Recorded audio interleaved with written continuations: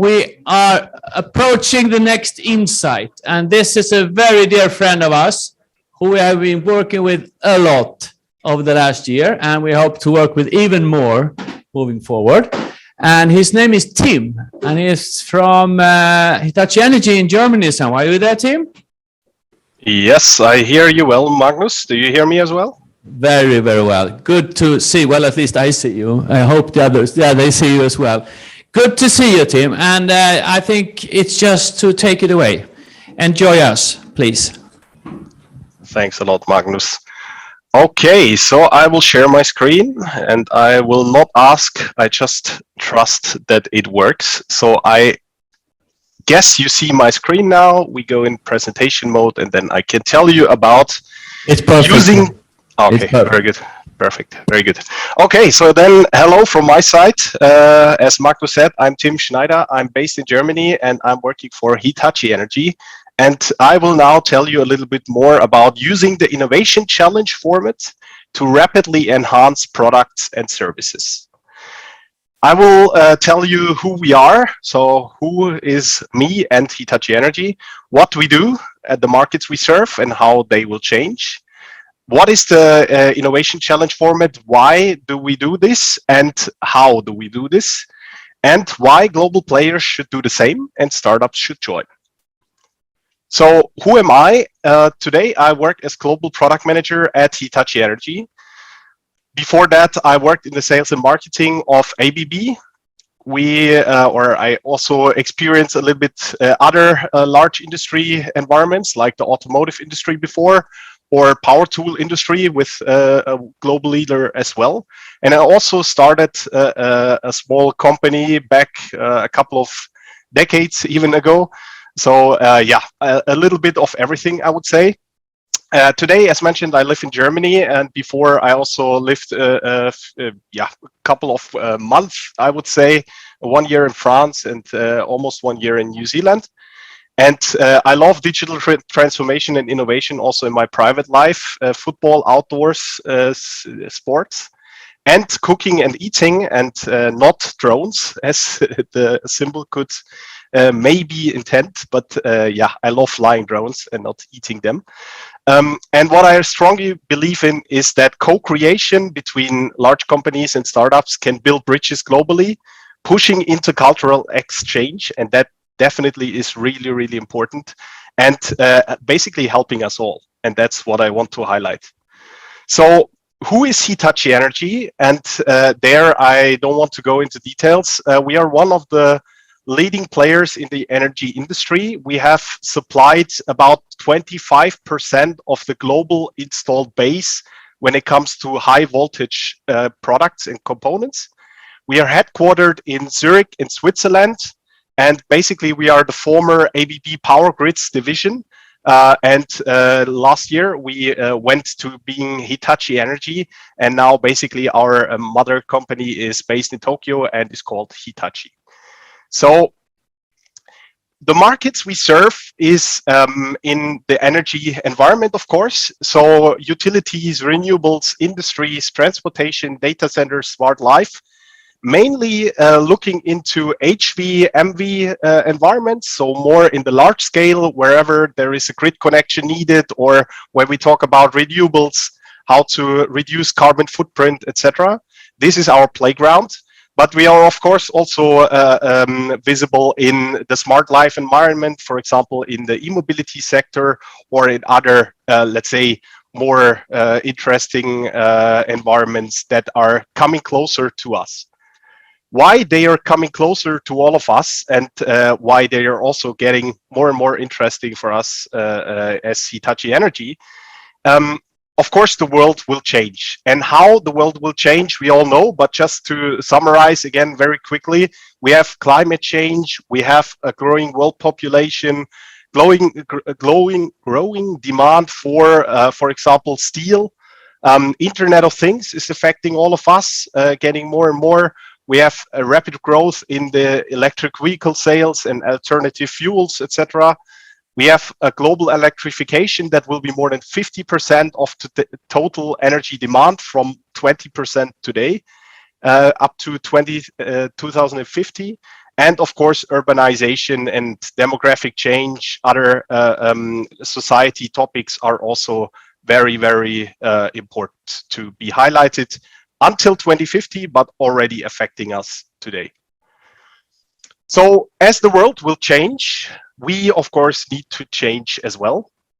And to highlight, and then we come to the innovation challenge format, I want to start with a quote from Jeff Bezos. I believe you have to be willing to be misunderstood if you're going to innovate. And I actually love that quote because it is really showing that you need to take some risks and also some steps that might be not too comfortable in the first place, but they are definitely worth it. And that is basically what I want to highlight here. You really need to change, and also you need to basically onboard people to change in order to get successful. So let's step into the innovation challenge format.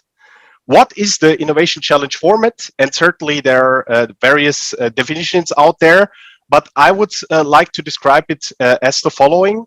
It's launching a competition to co-create or outsource the development of internal or external pain relievers or business potentials with agile innovation.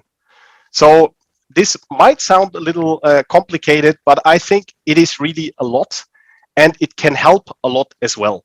So I will give you a little insight into that. Why did we do this? And maybe let me start with where are we today as Hitachi Energy? We are a large global player, of course. We have very established processes. We have very established products and services we sell. And of course, as we've seen before, the market is moving and it's changing a lot. So we definitely need to change how we work as well, how our processes look, and with whom we collaborate, in which speed we collaborate. So we basically launched an innovation challenge with the purpose of an efficient and fast way to generate differentiators and fast business development potentials. So another purpose is visibility as an innovative and agile company for our customers, employees, also potential employees, of course, and our partners as well. Explore startups to build new partnerships and collaborations is, of course, really, really important for us as well, because we are today, or we call ourselves, technology pioneers. And if we want to maintain this, we need new partnerships and new collaborations. And of course, the purpose is to generate a successful minimal viable product to achieve disruptive and fast return on investments. How did we do this? And this is something I really want to highlight. Prepare your organization. If you're a large company with very established processes, you need to prepare. Otherwise, your challenge can be launched, maybe, but definitely not deliver in the speed you want to achieve. So I really want to highlight, prepare your communication departments, your procurement processes. If you basically launch this kind of challenge and you afterwards start to set up suppliers, go into the full official processes for basically the established products and environments you have, it will definitely not deliver the speed you want to achieve.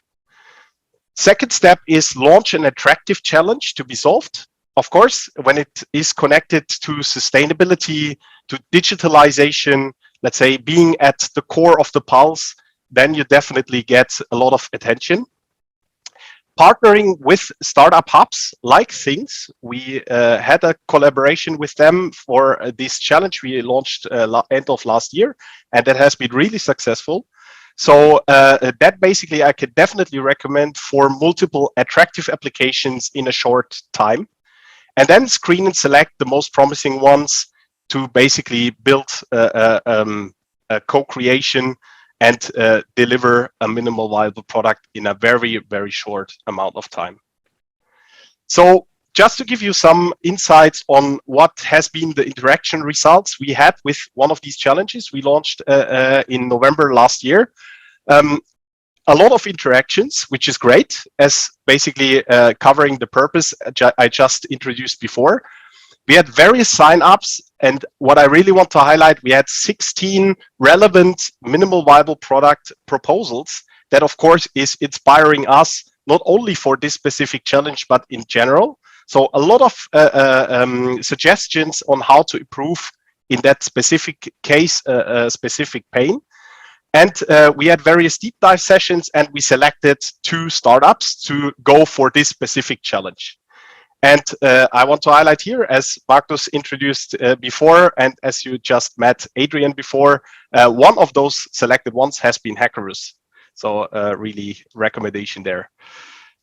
We basically did the following. We had the customer business market demand in that case. Then we took about 1 month to set up the challenge, launch, and do the selection of the startups. And basically everything in that short amount of time was only possible because of the preparation. Then we basically had 2 months of agile co-creation development. And after 2 months only, we already had a minimal viable product that is basically ready to be used. We had already successful internal proof of concepts.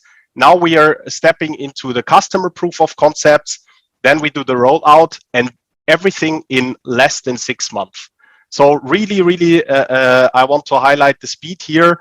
That would not be possible with the conventional way of how a large-scale company is working.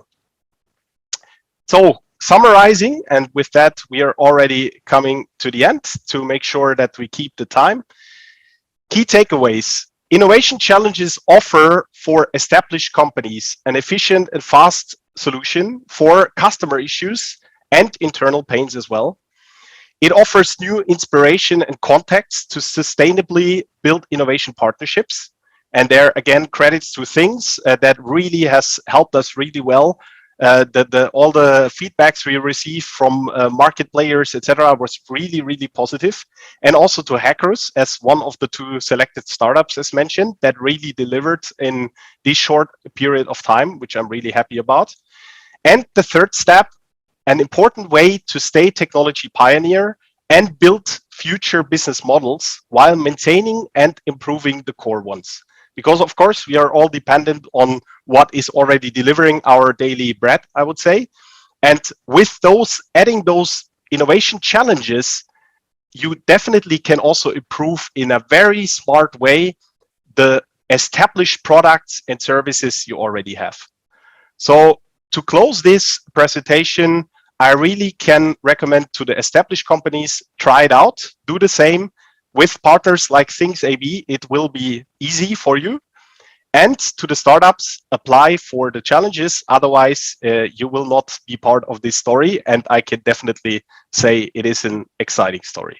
So back to you, Marcus.